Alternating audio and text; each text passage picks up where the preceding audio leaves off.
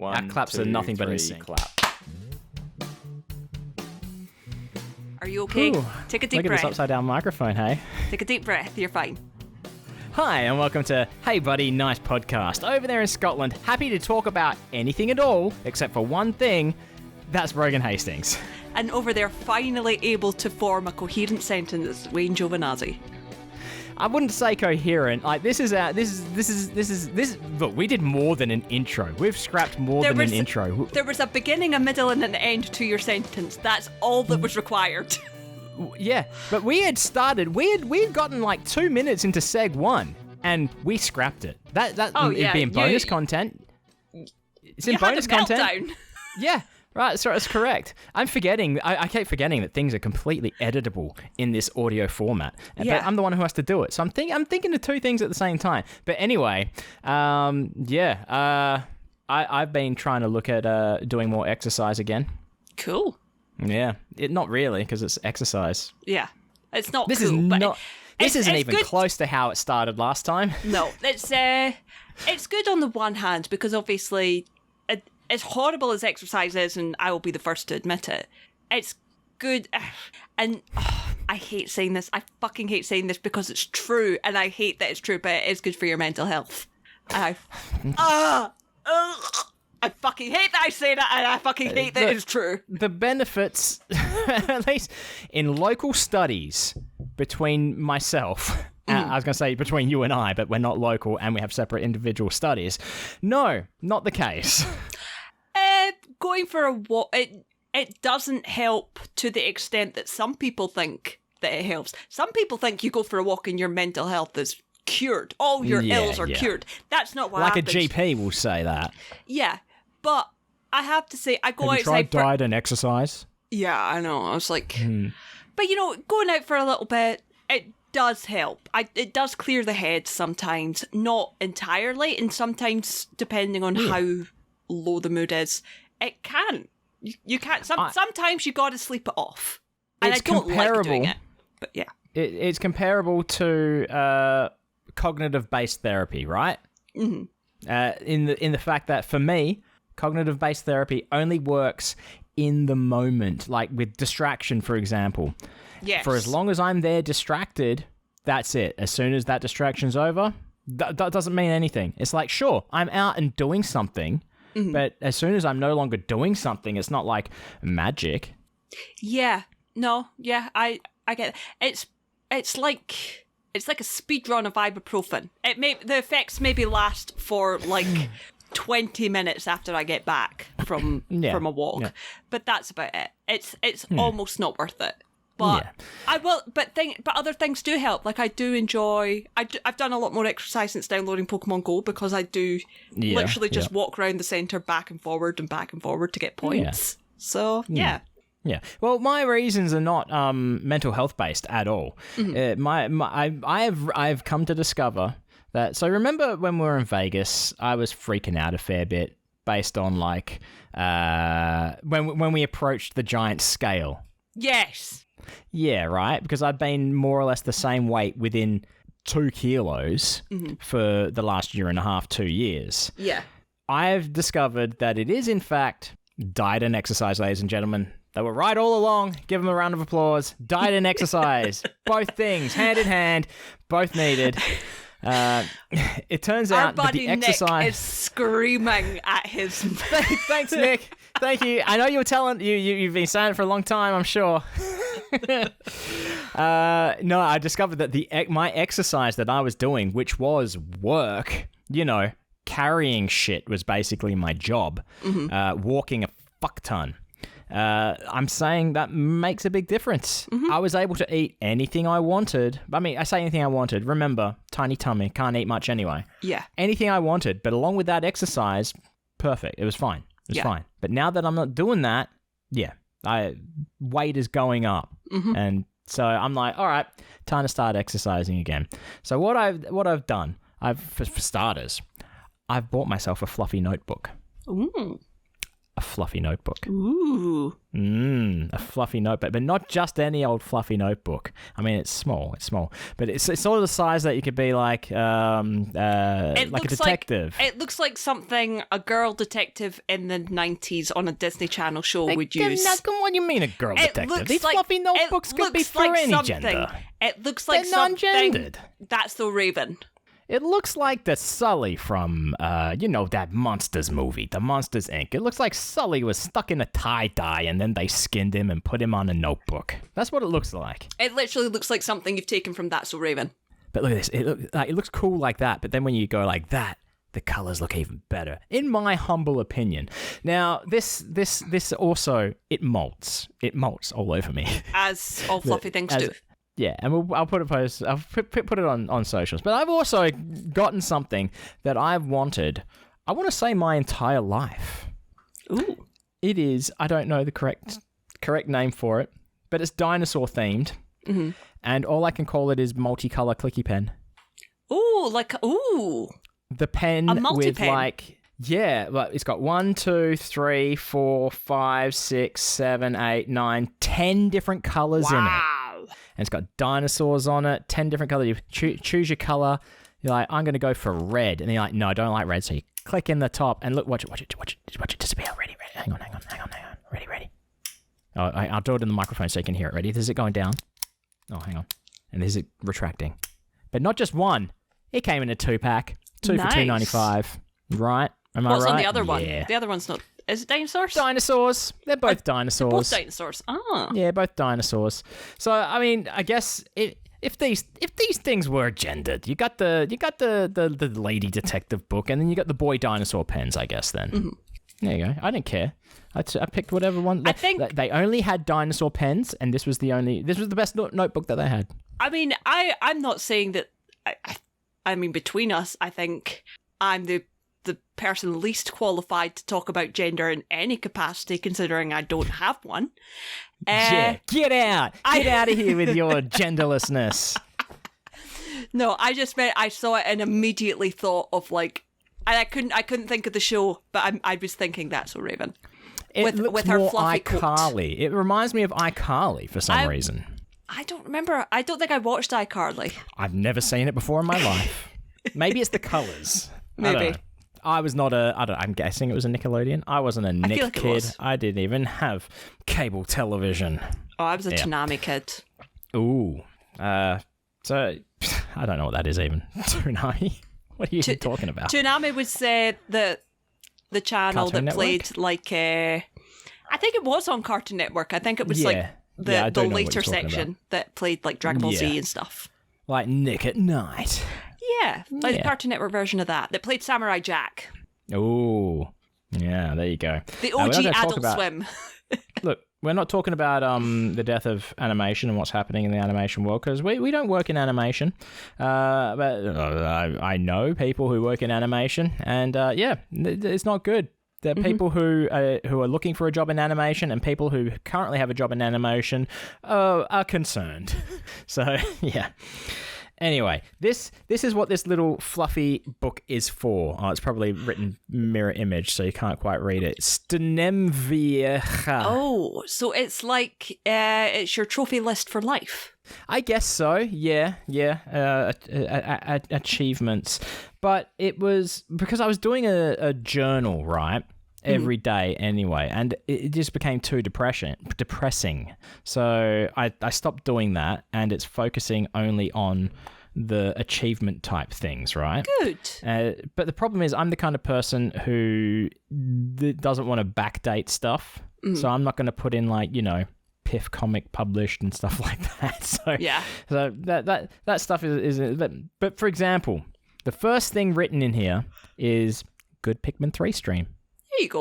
There you go. That was good enough. The second thing is, really should have been first, but no, because I just streamed before. But it was bought the multi-clicky pens and the fluffy notebook. But yeah, I don't know. But anyway, so one of the things that is in that fluffy notebook is that I went for a night skate, right? Mm-hmm. So as we know, I had been going like skating in the day. Mm-hmm. I think I've talked about this. Have I talked about that? Yeah. I don't even. Okay, good. Yeah, no, I can't remember things. So now it's like it's hot in the day, right? So I don't really want to go skating during the day when it's hot. And that was indoors still at a place called Rollerdrome, but instead I'm going to the big new stadium here in Perth. I say new; it's a few years old. Which one of us here may have done some air conditioning commissioning at that place, and toilet exhausts, and I've never been back. I've not been there for an event, but it's got a big path around the whole thing. There's like playgrounds and park area, grassy areas and stuff. A lot around, so I figured that's a good place. So it's good to skate around. I mean, sure, it looked like there was someone may have gotten stabbed and there was blood on the path in one area. Yikes.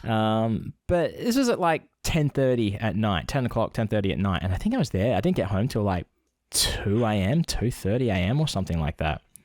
So I feel like that's a fair... I mean, granted, I wasn't just skating. I also... I walked around first just to make sure it was going to be fine, you know?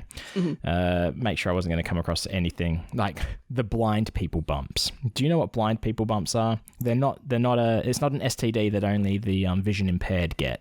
Is it the paving stones that have the bumps on them? Right. Exactly. Now these come around all the time, like around this big path around the stadium, and I can't go over them. Why? Because I'd need to be going at speed. Oh, right. Okay, you're talking about in your skates. I thought you just meant walking over them. I was like... No. Yeah. It's like, step on a crack, break your mother's back, walk on a blind bump, and you're going to get fucked up. I don't know. No, There's a rhyme. I just thought it was like a texture thing where you put your foot on it and your whole body went... No. So, I mean, yeah, I just need to practice my footwork and shifting weight to go over easy. So there are some hazards and like that. But they've also got like bollards sticking up as well for the blind people to walk into. I don't know.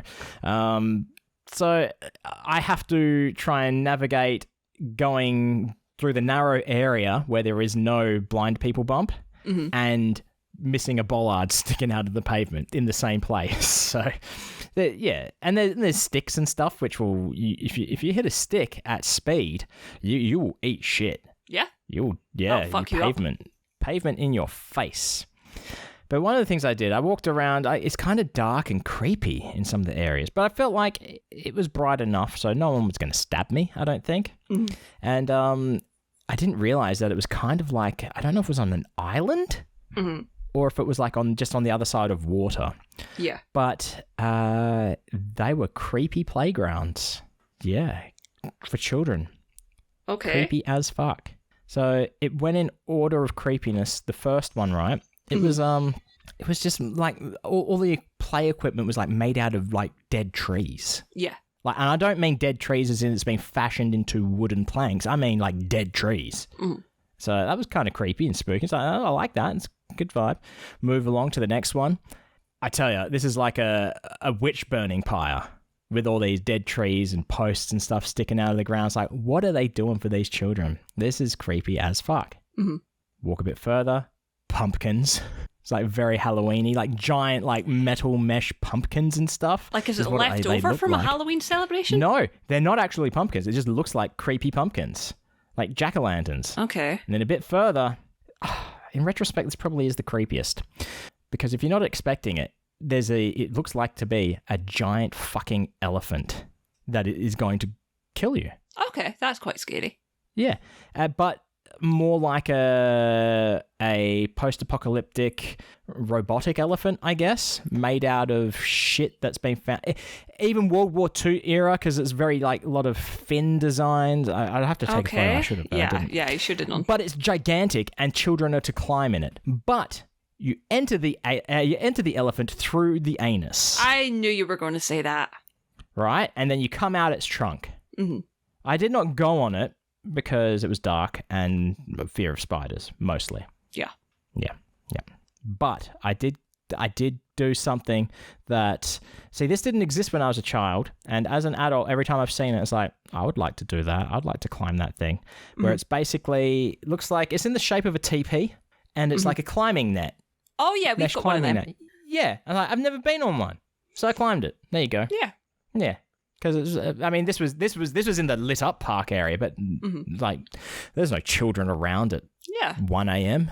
I think as long as you're not pushing children out the way or taking something, like hogging something that a child wants to go on, then there's no harm in doing it. As long as you're not, it's not like a seesaw made for babies or like one of those springy things where you might break it. Yeah.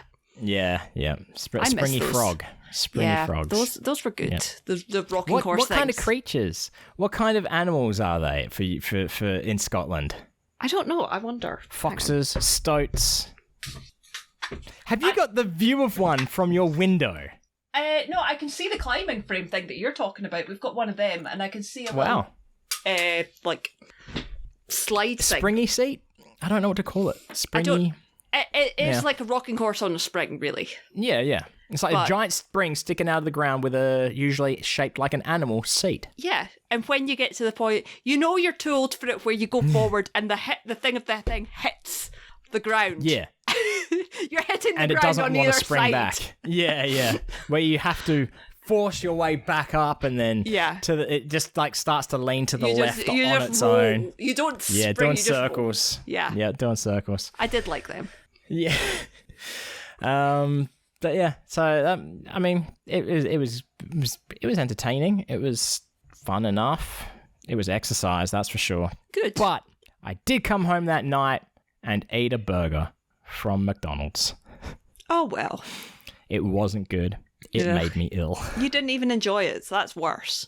Well, see, every time I get like a beef burger, like a quarter pounder or something, I am sick from it. And this time I was like, you know what, I'll get the chicken. I'll get a crispy chicken burger.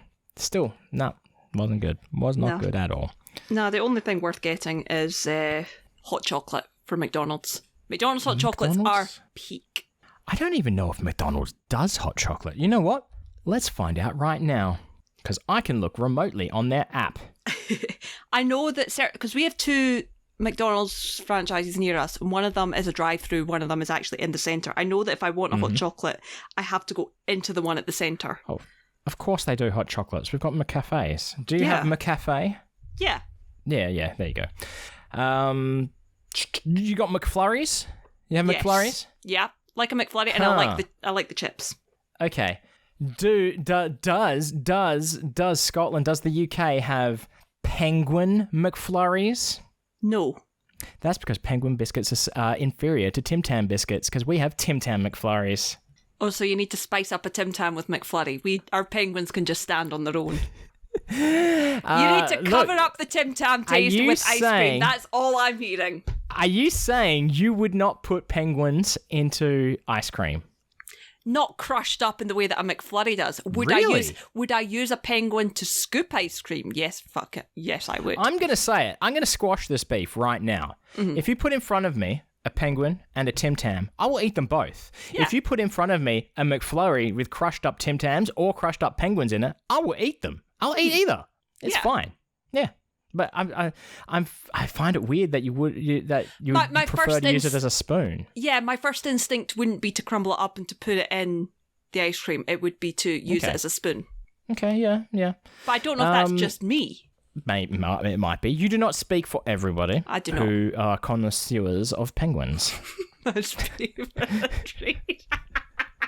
What?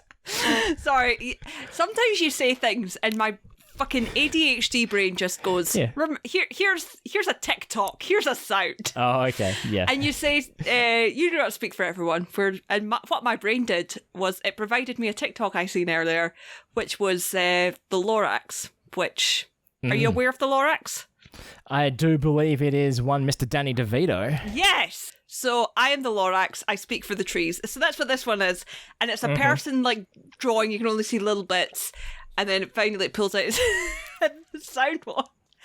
I am the Lorax, I speak for the trees, and for some fucking reason they speak Vietnamese. And it was like the Lorax dressed up in like an army outfit from the Vietnam War, and it's like Fortunate Son playing in the background. Yeah. I love that kind of shit. Why do we find it so funny? I don't know, but it is. I'd say we, as in generationally. Yeah.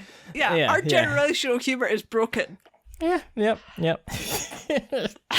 So yeah, obviously McDonald's in Australia must do hot chocolates because McCafe. So I don't know the brand. I'm going to assume it's Cadbury, like Cadbury powdered chocolate or something. I don't know. The two best hot chocolates, I actually was speaking to Mum about this last night. The two best hot chocolates I've ever had are McDonald's ones or the one that I used to make when I worked in Waterson's.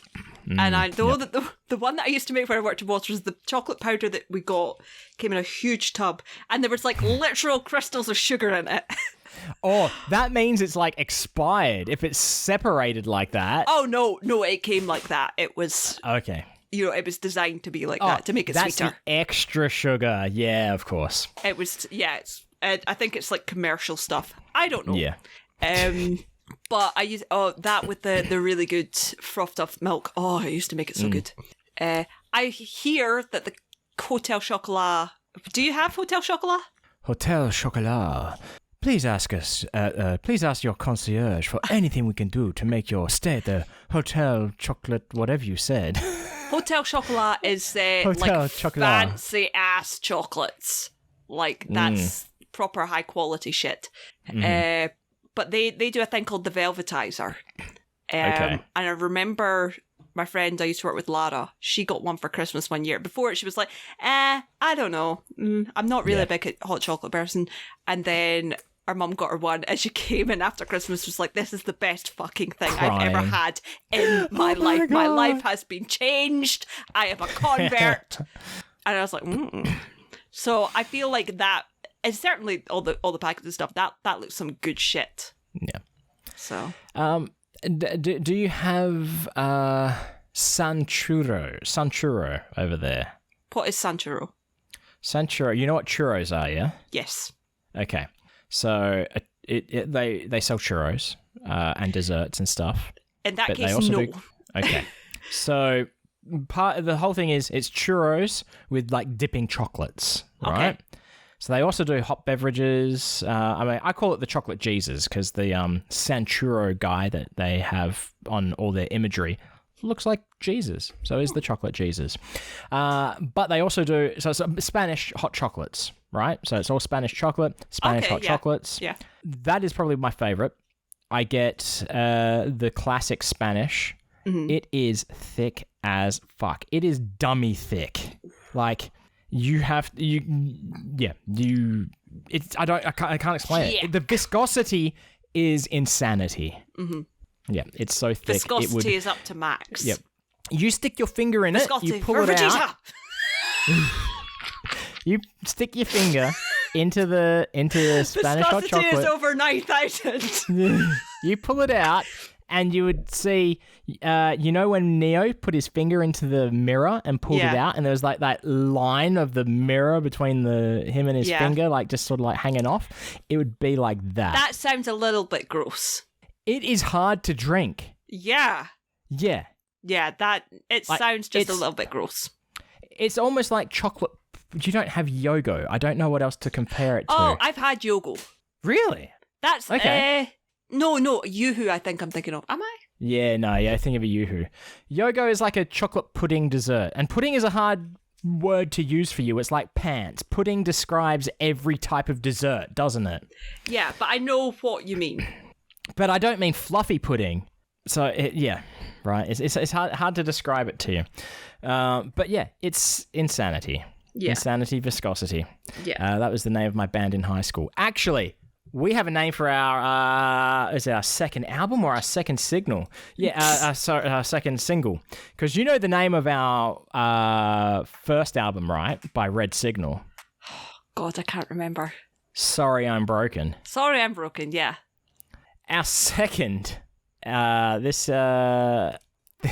think it was after, I can't remember if we were talking about it or not, you and me, or if it was me and Kez, or if this came up with you eventually, but... assumed nudity. Because it showed up on, I think, you know how when you're watching something on Netflix or whatever and it says like, contains violence, foul language and stuff like that? Mm-hmm. This one also said assumed nudity. Okay. And Kez said The AO3 stuff, I think, often says assumed nudity in it as well. I've never seen the assumed nudity tag. Yeah, assumed nudity tag. I forget that Kez is a fan fiction aficionado as well. Yeah, but hers is more IRL. Yeah. And then I think I mentioned it to Chris, and Chris said that's the name of your second album, Assumed Nudity.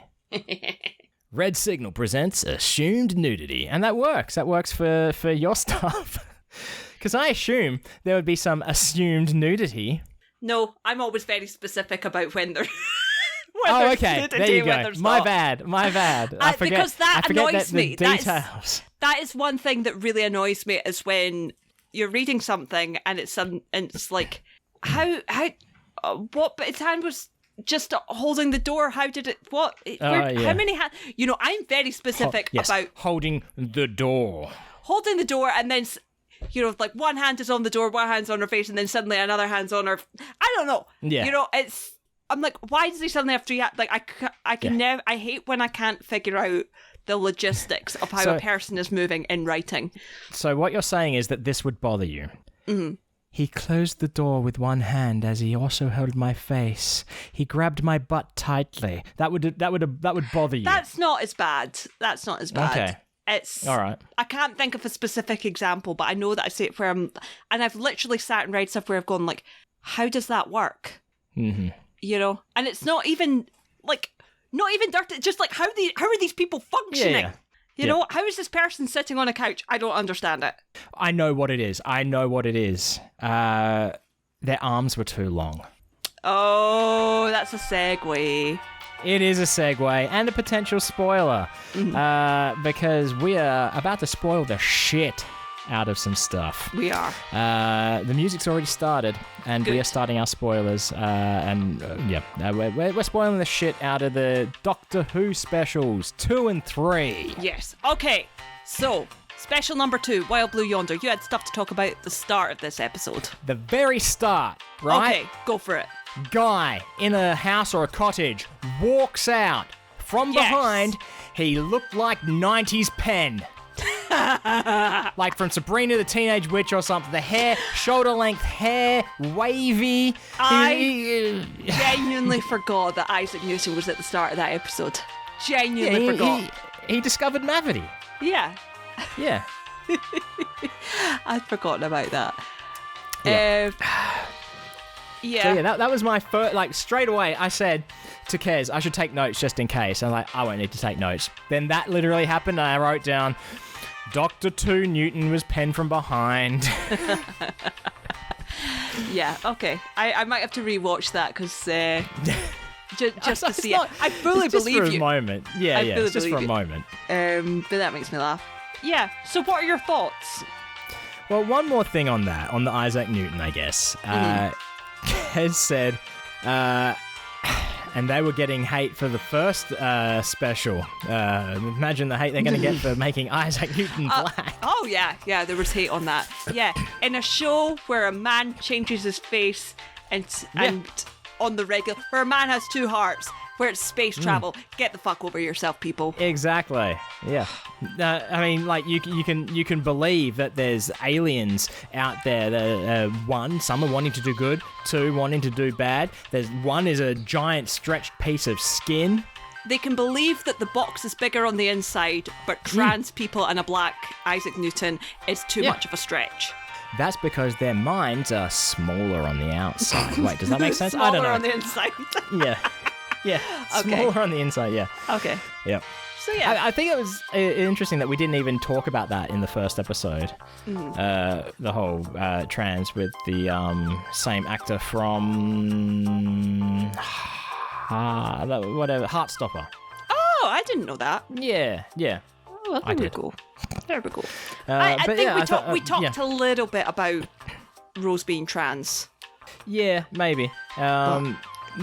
But it fit the story though as well. It fit the story, and I think of all the people, Donna being completely 100% mama bear over it. Yeah, it's so in canon. I love it. Let Donna absolutely burn the fucking world down to protect her daughter. Yeah, there you love go. It. So all right, where were we? Isaac Newton. What do you got to say? I'm more going to be commenting. I don't hate the episode. It was a strange one. But what I will say is, this episode, so when we were talking about the whole Disney thing, when I was like, do they have Disney money now? And I was like, there's a scene where David Tennant bends backwards and said, like, comes through his legs, and they use that thing. And I was like, they had Disney money and they did that? Yes. This was my biggest fucking... The effects are terrible. I was like, Doctor Who does not do well with CGI effects. It's very rare that you get stuff that's good, and it's usually now backgrounds and stuff like that, seeing out into space, that, you know, Gallifrey, all that kind of thing. A+, I'm okay with that. All of that is, quote, easy to do. Exactly. CGI effects, I'm like, Yeah. No, stick to practical effects. They're much better. Fucking look at Jurassic Park. Jurassic Park stands up to the test of time in comparison to, like, the remasters of Star Trek where they put all CGI stuff in, you know? Yeah. It's Star Wars or Star Trek? No, I was specifically thinking Star Trek, but yeah, Star Wars as well, because they did that shit. Yeah. So it's just that, like, you've seen it done better. Yeah. That's the problem. Problem. Yeah. Oh, but I liked the little robot. I thought he was cute. I thought... Yeah. It was creepy. The whole episode had vibes of Midnight, which was an episode where... It was a Dr. Donna episode where Donna was at a spa and the Doctor went out on something. They got trapped, and it was this thing that took over the tour guide and was mimicking the Doctor. We still don't know what the fuck that was, but it had very, like, similar creepy vibes. Yeah. I like how protective the Doctor was over Donna. I missed that. I love those two together so much. The two of them just chatting. I loved evil version of the Doctor where he's like, oh. Yeah. When you take a thing off, it keeps existing. Yeah. I was like, oh, love him. So it reminded you of an episode. It reminded me of an episode before, like, the bad guy, the monster of the week, was revealed. Mm-hmm. When they were in the corridor of the ship, and things started changing. Yeah. The whiteness of it reminded me of an episode from... It was a Karen Gillan, right? I can't remember her character's name. And I don't know which Doctor it was. Yeah, that Amy. would be 11. Okay, so in this, I don't know if you've seen it then, but they start off in a white room, and I think they go through a door, and that basically they can't go back. And I think it feels like they're running away from something the whole episode. And what happens is Amy gets left behind. She's there. She lives an entire fucking life. And they end up taking back, instead of her, the real Amy, they get Amy before she goes through the door to come with them. I know the episode you mean. I haven't seen the whole episode. I'm aware of it. I believe it's called The Gods Complex. Yeah. But for more than one reason, it reminds me of that. Yeah. But yeah, so just the whole visual of it reminded me of that. Yeah. And also when they're in the corridors and that hiding. Because it's funny as well, because it also, like, visually reminds me of another episode that was, because this is where I thought you were going from Capaldi's era, which was, and I want to say it was called something like Smile, or yeah, it was called Smile, where they end up like an off-Earth colony, but it's like little white robots that have the smiley face emoji on them, and there's no people, you know, that kind of thing. Yep. So, but yeah, I liked the episode. It was very obviously done to set up the next episode. To set it up? Yeah. Oh, yeah. Yeah. But I liked the concept. I liked the idea. The whole fact that they're like, the monsters don't understand slow, so the original pilot had to set the things in motion and then kill themselves, so that the monsters wouldn't understand. I liked that. And the whole, I mean, don't get me wrong, it's not that they didn't understand slow, that it's just that they begin to mimic you Like the faster you are. No, as they well. specifically say we don't understand slow. Okay, all right. It's why they have to increase the heart rate of everyone to understand so that they can mimic more. Because otherwise they would have stopped everything before that. Yeah. So, yeah. I lost my train of thought. What was I talking about? You had the smiley face robots and that, because you had the slow robot. Yeah. Yeah, the episode was fine. Yeah. That was it. I've not seen the Flux or a lot of Jodie Whittaker's stuff, so I don't understand the references to that. I don't understand what's going on. Exactly, yeah. But at the same time, with Doctor Who, you just go, yeah, okay. You just take it at face value. Yeah. Really. Yeah, exactly. Because if it's important, it will come up again. Exactly. I like the fact that they reference stuff, so like that kind of thing with other Doctors. Because it reminds you, like, just because it's a new face and a new actor doesn't mean that it's a new character. Yeah. Same character. Yeah. So it's always hard to tell where they're going to go with an episode when they start to introduce what's happening. Like when Donna is moving those things from the bottom drawer to the top drawer, and then the doctor walks in and they're just having a regular chat, and then it cuts across to the room that the doctor's in and he's doing his thing, and then Donna walks in and they start having a chat. It's like, have we just entered like parallel universes? Is it different time frames? What's going on? The minute that happened, and I can't remember which end of it was, if it was like the doctor walking into Donna or the other way around, where I was like, oh shit, duplicates. Yeah. Like I knew instantly. I was like, because that is such a bad cut. Yeah. If that's what it is. If it had been a real genuine story cut, I'd have been like, what the actual fuck? Yeah. That's bad when for the Doctor doctor Who. said it's gotten cold, get cold in here.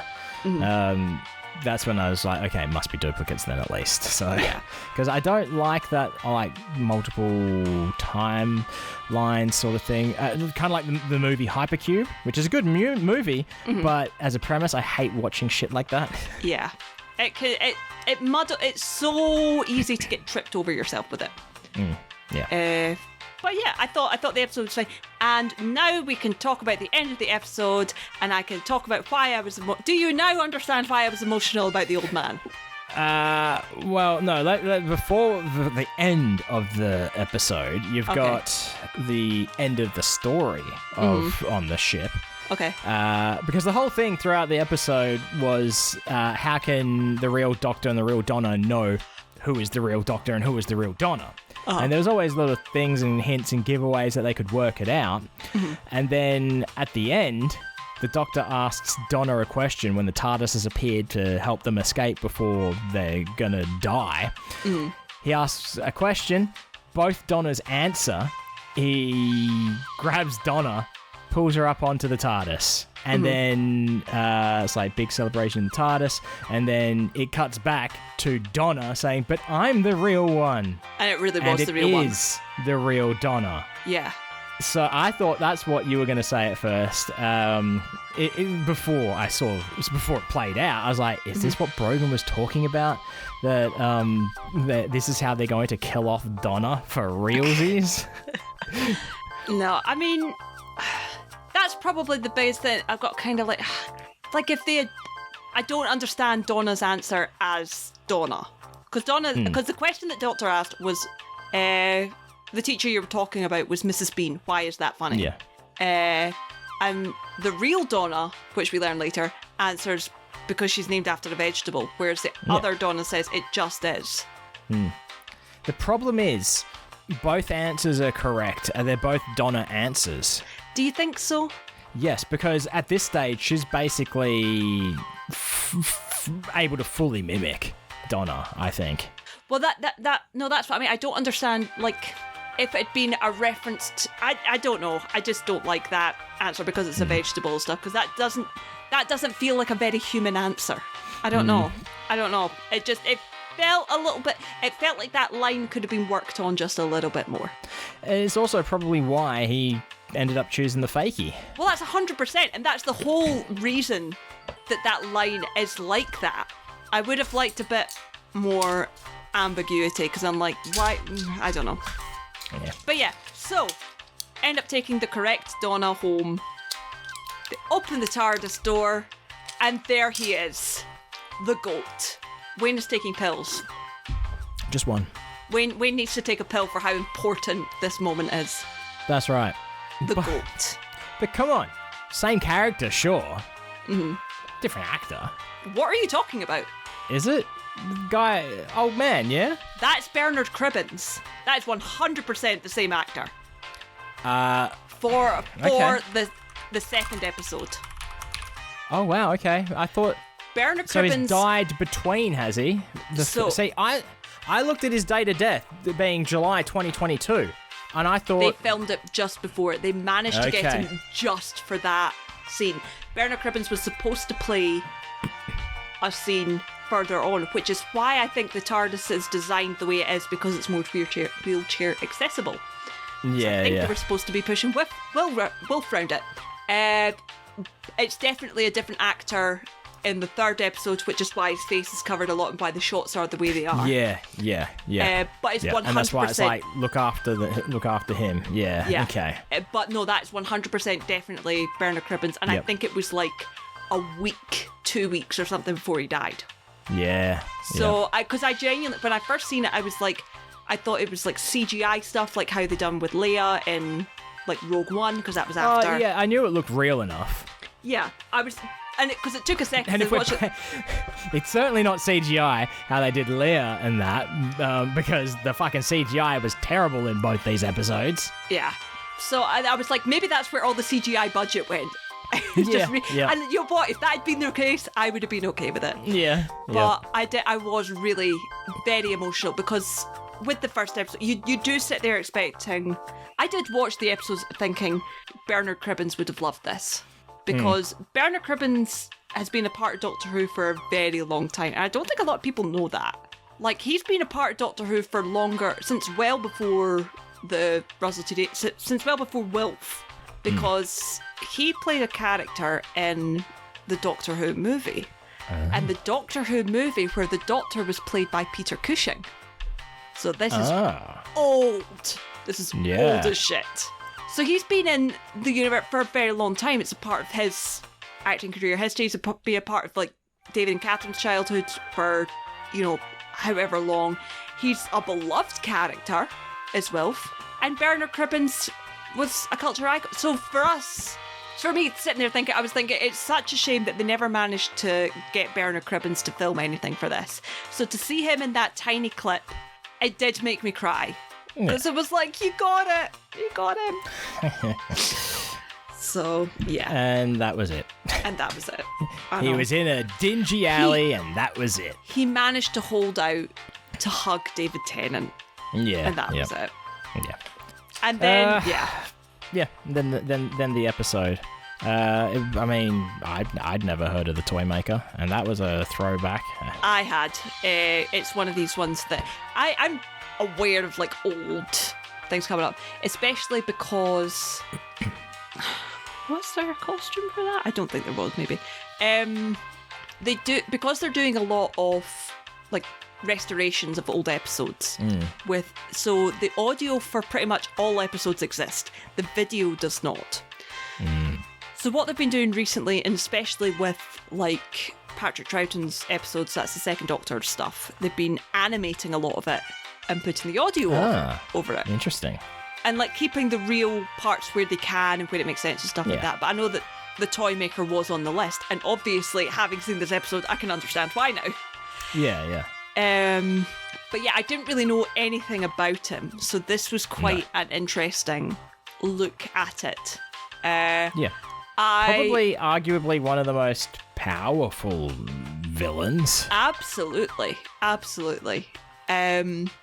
I think I was, when I seen the trailers, I wasn't sure about Neil Patrick Harris. Now, I say that as someone who does like Neil Patrick Harris, who is a huge fan of Dr. Horrible's sing-along blog, which is where I know him from. Yep. I do like it. I do think he's a good actor. But when I was seeing the trailer, I was like, it just feels weird to see an American actor like that in Doctor Who. Doctor Who should have British actors if they're big names, and, like, side names for American actors. To have a big name, big American name in Doctor Who is weird. But it works. He done it very, very well. I am very, very impressed. And I like the fact... So I'd heard clips of the Celestial Toymaker before, and I was like, dude wasn't German. What the fuck? Well, yeah, it's just... Then watching the episode, I understand. I was like, okay, he was slipping in and out of the accent. Well, he was going between that, American, and British. Yeah, and French. A little bit French. Yeah, that's right, in that one scene. But yeah. So I was kind of okay with that. I thought, what a fucking power move for Russell T Davies to hire Neil Patrick Harris to come on screen and say everybody loves the balls. I mean, A+ power move, mwah, chef's kiss. Well, it was not written with him in mind. It was after the fact. And I think he didn't know that because me and Kez was looking into it, and apparently didn't know that Neil Patrick Harris was into magic and stuff like that, so that was him doing that. Oh yeah, no, because the card handling and everything.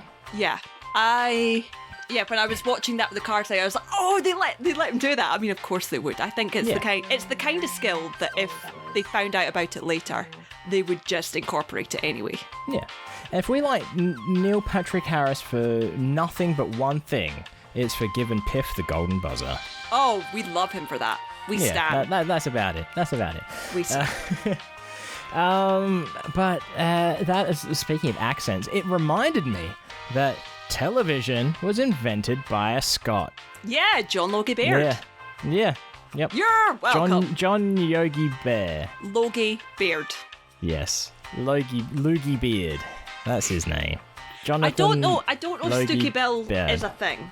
I've never... I googled first television image broadcast, and it looked very similar to that, but a lot more degraded. Yeah. No, Stookie Bill was a thing, and I don't know if you picked up on this or if anybody could tell because of the Scottish accent, but Stookie Bill made me go, what? Because Stookie is a word.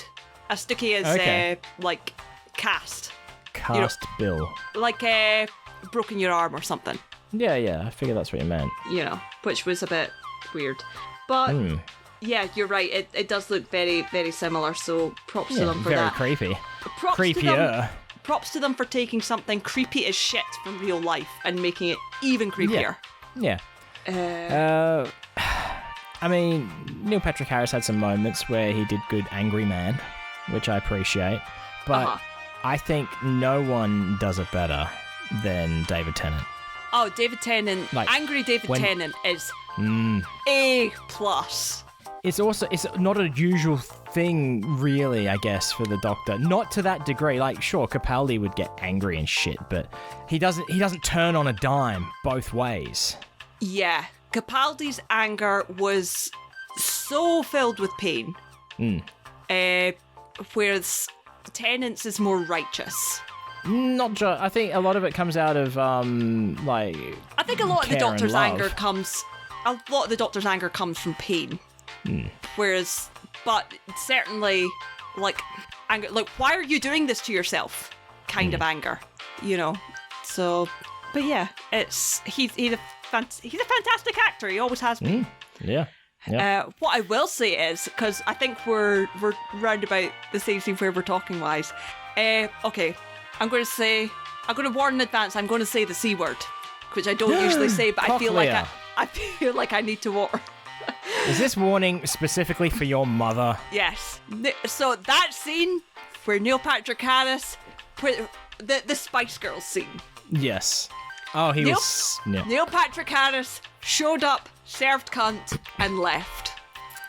Iconic. Neil Patrick Harris claims that he had never heard that song before in his life. How? Gay man never heard that song before in his life. Insane. But what I would like to say is if I had £1 for every time a Doctor Who villain showed up and killed people to a funky tune, then I would have £3, which isn't a lot, but it's weird that it's happened 3 times. What happened to my men? I'm sorry, they're dead. As Spice Up Your Life is still playing in the background. While it was still playing, yeah. And I love that, because obviously Neil's a dancer anyway. You know, it just so good. So good. I also learnt that I could be the next companion. Oh, yes, you're redhead. Yeah. Oh, I didn't realise that he had a tie. So it has to be a Scottish doctor and a redhead. Holy shit, we've just been cast. Well, that's all right then. I was like, oh. Yeah. That's when the American came out. Oh, I was like, you right just. then. It felt like me justifying my terrible taste in men. Yeah. Well, that's all right then. Well, that's all right then. Yeah. I did like the fact that Donna was like, he'll cheat, and both the Doctor and the toy maker turned around and went, no. Like, what the fuck? Yep. I fucking dare you. All right, so we're up to there then. In the game, the game that they play is catch, basically. What pissed me off, I mean, stuff happened before that, but what pissed me off the most is he missed the ball and it goes off the side of the building. But, like, the scene before, where are my staff? There were gunners and shit up here. It's like, oh, I think they're still falling. That's how tall the building was. He could have jumped off after the fucking ball. No, I think if because the ball hit his fingers. Oh, okay. All right. So it's like one of those. It was a slip. So it was the rules then. Yeah. Yeah. All right. But I liked Mel. Mel came back. Yeah, I don't know. So. Mel is a classic. Sylvester McCoy's companion and Colin Baker's. So Mel, played by Bonnie Langford. Do you want to know what Bonnie Langford's full name is? Bonneville Langfordia. Do you know what? That's probably more normal than what her actual name is. Bonita Melody Lizette Langford. Love Bonita. her. Casa Bonita. Like, of course, the only person in the world that name could belong to. I do love her. I thought it's very nice. I like to see classic companions come back. So yeah, and especially stuff like that with because obviously Sarah Jane, you know, with Elizabeth Sladen came back, but they've not really done anything like that since. So I mean, you talk about companions coming back. They worked hard, I guess, really, to come up with a reason and a storyline for David Tennant to come back as the Doctor. Now they've just got a free fucking pass anytime they want. Do you know what? I think I put this on Twitter, the fact that so I watched series 4. I watched Donna get her mind wiped as the episode aired. I watched End of Time and as it aired. And I was an emotional wreck. In fact, even before I watched the last episode, I messaged you and said, if David Tennant's last lines as the Doctor are anywhere near as devastating as I don't want to go, I will not be emotionally okay to record tomorrow. Yeah. And I've never quite forgiven Russell T Davies for that, because that destroyed me emotionally. So I feel like this is Russell T Davies making up for that, and all his sins are forgiven. It's what Donna deserves. Donna deserves her family. She deserves her best friend, and David Tennant deserves to be happy in all of his characters. So, and I think it's really cute. I like that. Like, I don't know how they'll do it when the implication is that the 15th Doctor has already gone through what David Tennant is living through just now. The therapy of it, basically, of calming down, processing everything, and healing. That was the implication I took from it, anyway. So I don't know how that works with, like, what happened. This is not that it affects anything. Like, when he dies, does he just disappear? Because he's not going to regenerate. I think we need to say, for people who don't give a fuck and are listening or have seen it and aren't going to watch it, basically the Doctor is regenerated, but he's 2 Doctors now. So I forgot we never mentioned that. Yeah. Instead of David Tennant's head exploding and Shudigatwa's head appearing, he split into 2, like one of those flatworms. It wasn't a regeneration; it was a bi-generation. Exactly. So there's by two. rights. But Russell with what T you were Davies saying, said by rights. but what you were saying, it was mentioned with it's what the toy maker was saying. An endless supply of doctors where they just keep on splitting into two and splitting into two. So, yeah, I think maybe not every time he will split into two. Like sometimes he might just have a single. He specifically said in like Shurigata's doctor specifically said that it was a myth, or like it had been talked about, but no one had ever theorized, but never observed. Yeah. So it's probably like. It's probably specifically because it was the toy maker that was doing it that you know. So yeah, I'm quite intrigued. I liked the fact that the toy maker mentioned the fact he'd gone up against the master and won. You know, like the master just, oh yeah, I met the master, I beat him, he's now my gold tooth. So I don't even know who is meant to be the master anymore. Last time I saw the master, it was the female master, and as far as I was aware, totally dead. Like, regen style dead. I mean, that's happened to the master so many fucking times. Yeah. But have you ever seen pictures of the crispy master? No. Oh my god. But what I'm saying, man. what I mean is, at the end, you got the gold tooth there still, right? Where the master was meant to be trapped in by the toy maker. And you got a hand with red nail polish grabbing it. Uh-huh. And I'm like, well, is that meant to be the master, or is that someone who wants to, like, free the master? So I think it was supposed to be a reference to End of Time, or the master coming back the last time. So with the New Who stuff, it was the first master, it was actually Derek Jacobi, who was the master on screen for 5 minutes, regenerated into John Sim, who turned out was the Prime Minister of Britain at the time, Saxon. He died. He refused to. He was shot. He refused to regenerate to piss off the doctor. But his ring was picked up by a hand with red nail polish. Later on, that was confirmed to be somebody from the cult of Saxon who wanted to bring back the master. So he came back, and then something happened to Sim's master. I can't remember exactly what. And then we got Michelle Gomez as Scottish? Missy. Yes. Yep. Michelle Gomez is one of ours. We love her. And then you got Sim Master coming back in there, and then you got 13th Doctor's Master, whose name escapes me. I can't remember what his name is. I've seen pictures of him, but I can't remember what his name is, and I don't know what the position is with the Master at the moment. Yeah. Okay. But I did on my TikTok likes, I had two videos next to each other, and one of them was the 14th Doctor, David Tennant as 14th Doctor, and right next to it was a TikTok that Mox had made, and the way it was, I sent it to Mox and I was like, you look like the Master to Tennant's 14th Doctor. And he went, ha! Yes. But so what? It seems like that they're leaning towards that whole cult callback thing again with the master. Then, if it's possibly, the red nail polish, I wouldn't be surprised. Whether or not it is the cult thing, I don't think so. But I do think it's meant to be a reference to that. But I'm about to send you a picture of Crispy Master because holy shit! Is this like Chris Pratt as the master? Oh wow! This is yeah, Crispy boy. Yeah, that bacon fell into the fire. Yeah. Wow. Yep.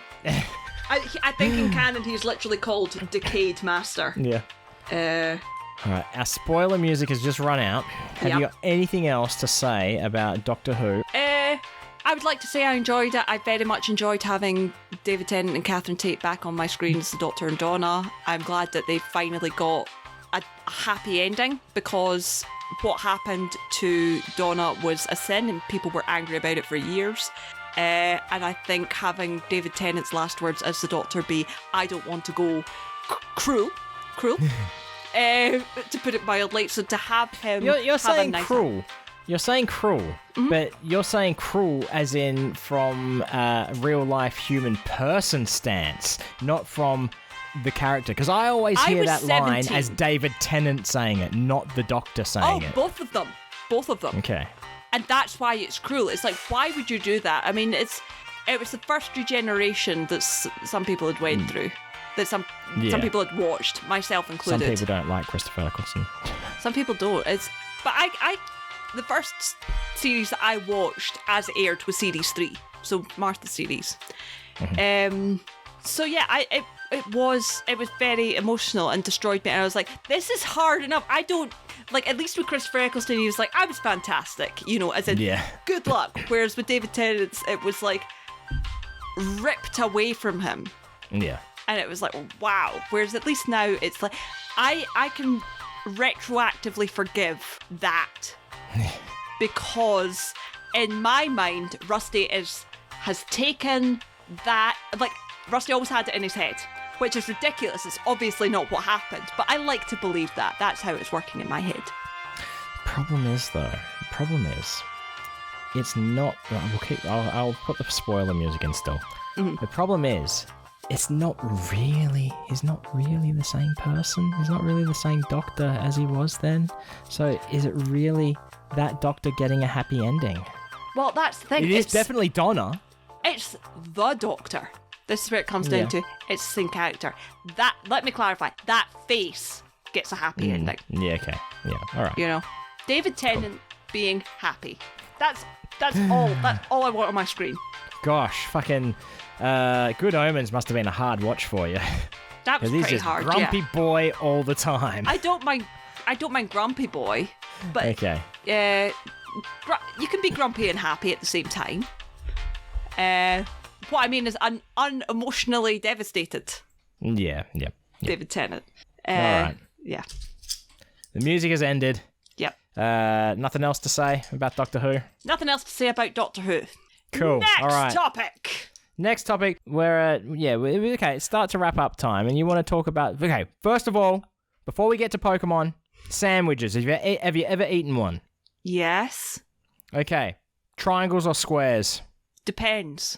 Okay, good enough. Pokemon, yes. Pokemon DLC, as of this episode airing, dropped yesterday. As of current recording, drops on Thursday. I am excited. I might actually stream playing the DLC content. Just look, you can hold it. You can make it to the bathroom. You'll be fine. I might stream I might play it on Twitch. Oh, gotcha. I don't know. I'm not 100% sure if I will. I mean, obviously, by the time that this episode comes out, you'll probably know one way or another. Yeah. Unless I save it for the weekend. Oh. Which isn't unlikely.